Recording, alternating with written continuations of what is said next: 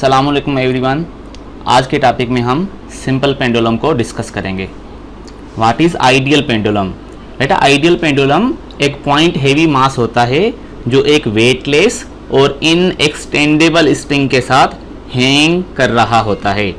Point size का मास माना point size मतलब छोटी सी साइज का एक बाल, पर वो हैवी होना चाहिए और वो जिस तार के साथ लटका हुआ हो वो तार वेटलेस और ना बढ़ने वाली इनएक्सटेंडेबल स्ट्रिंग होनी चाहिए। जैसे कि आप इस तस्वीर में देख रहे हो, इसमें एक पॉइंट हेवी मास है जो एक तार के साथ लटक रहा है और ये तार जो है ये लाइट है, मासलेस है और इनएक्सटेंडेबल है। पेंडुलम जब अपनी मीन पोजीशन पर होता है तो इस पर दो जोर लगते हैं। एक तो इसका वेट वर्टिकली डाउनवर्ड और दूसरा tension vertically upward. Mean position पर ये दोनों फोर्स एक दूसरे के इक्वल और अपोजिट होते हैं और एक दूसरे को बैलेंस कर लेते हैं, जिसकी वजह से मीन पोजीशन पर कोई भी नेट फोर्स नहीं होता। जब हम पेंडुलम को मीन पोजीशन से कुछ डिस्प्लेस करके यहाँ पर ले आएं तो इस जगह पर पेंडुलम पर दो जोर लग रहे हैं। एक इसका वेट वर्टिकली डाउनवर्ड और दूसरा टेंशन जो कि अलोंग द स्ट्रिंग इस डायरेक्शन में है। अगर हम वेट की रेजोल्यूशन करें तो वेट के दो कंपोनेंट बन सकते हैं। एक ये ब्लू वाला, this is towards the mean position, और दूसरा ये रेड वाला, this is opposite to the tension. अगर आप नोट करो तो ये जो एंगल थीटा यहाँ पर है एग्जैक्टली यही एंगल यहाँ पर भी है। अब वेट की जब हमने रेजोल्यूशन की तो रेजोल्यूशन करने के बाद जिस तरफ एंगल होती है वो बेस वाली साइड होती है और जिस तरफ एंगल नहीं होती वो परपेंडिकुलर वाली साइड होती है। तो क्योंकि ये एंगल वाली साइड है तो इसके साथ लग गया कास थीटा और ये कंपोनेंट बन गया एम जी कास थीटा, और क्योंकि इस तरफ एंगल नहीं है तो इसके साथ साइन थीटा लगेगा और ये कंपोनेंट बन गया एम जी साइन थीटा। अब आप फर्दर नोट करोगे कि एम जी कास थीटा और टेंशन ये दोनों एक दूसरे के इक्वल और अपोजिट हैं, इसलिए ये दोनों एक दूसरे को बैलेंस कर लेते हैं और इस डायरेक्शन में along the length of the string कोई भी नेट जोर नहीं बचता। बाकी एक जोर बचता है जिसको हम एम जी साइन थीटा बोलते हैं और इसकी डायरेक्शन टुवर्ड्स मीन पोजीशन होती है और यही जोर है जो पेंडुलम को दोबारा मीन पोजीशन की तरफ रीस्टोर करता है। तो पेंडुलम में restoring force M G sine theta के बराबर होता है और क्योंकि पेंडुलम पर यही एक जोर है तो हम इस जोर को नेट फोर्स भी बोलते हैं।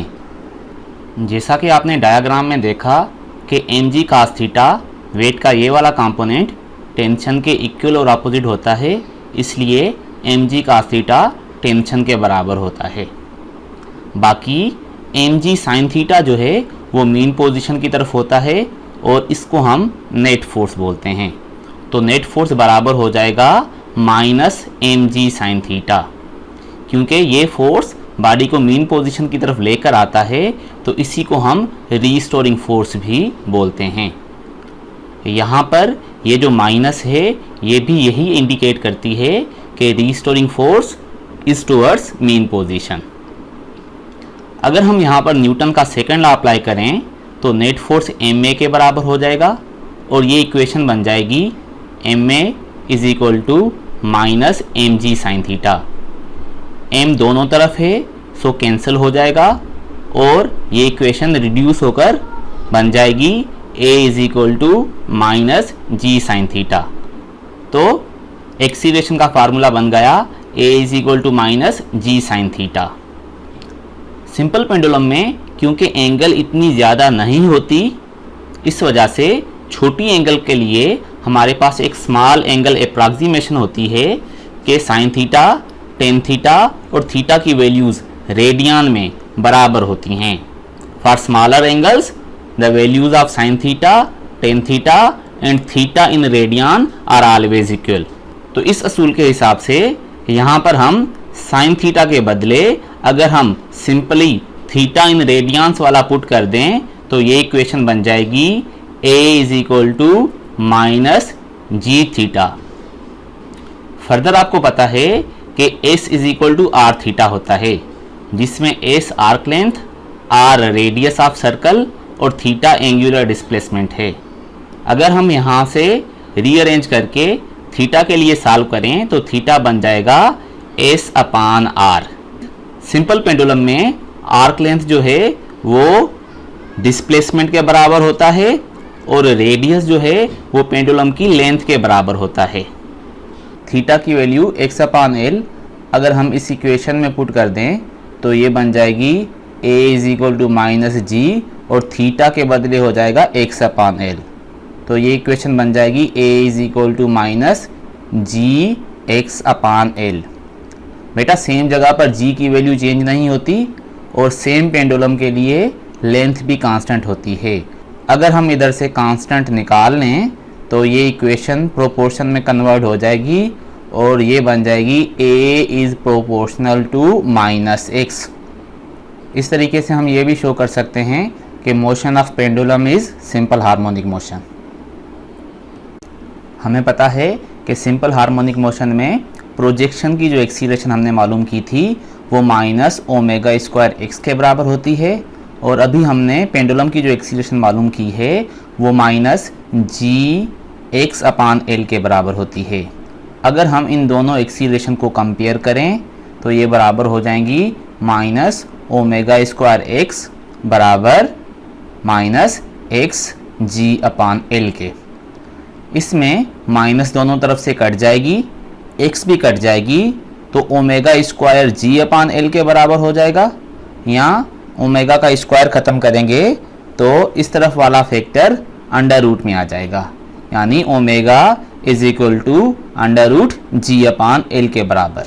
तो आप ये याद कर लें, in case of pendulum angular velocity omega बराबर होती है अंडर रूट जी अपान एल के।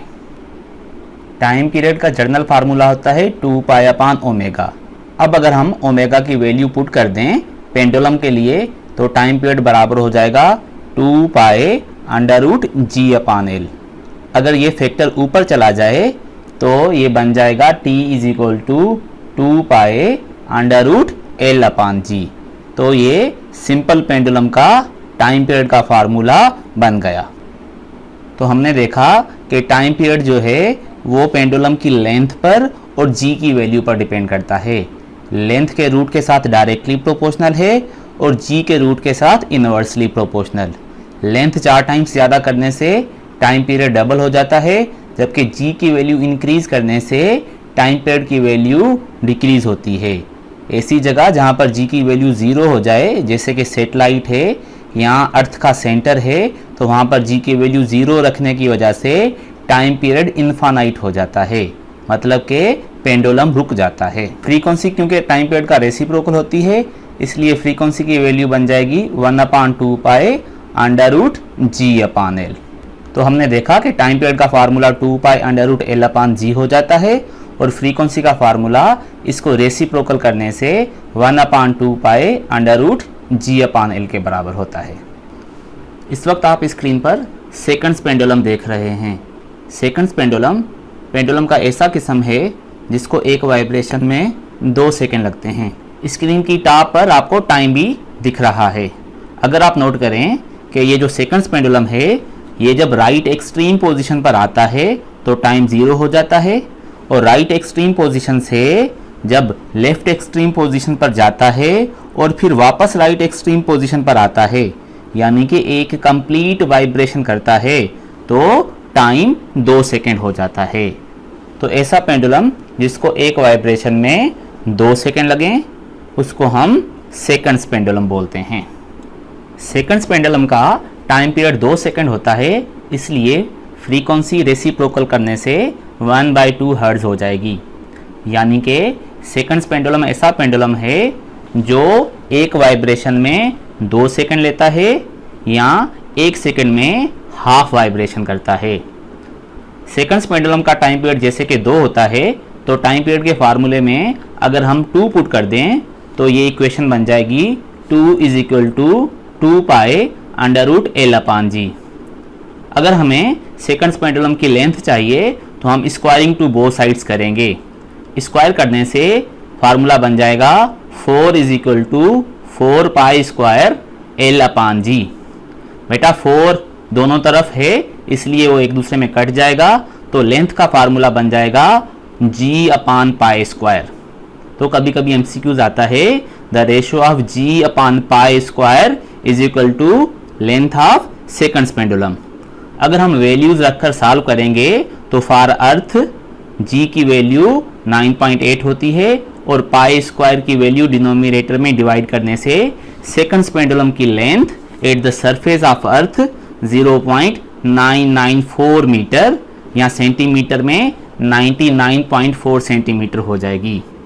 अगर हम मून या किसी और जगह पर जाएंगे जहां पर जी की वैल्यू चेंज होती है तो उसके साथ साथ सेकंड्स पेंडुलम की लेंथ पर भी असर पड़ेगा। इसी के साथ आज का लेक्चर खत्म होता है। मिलते हैं नेक्स्ट वीडियो में, तब तक के लिए अल्लाह हाफिज़।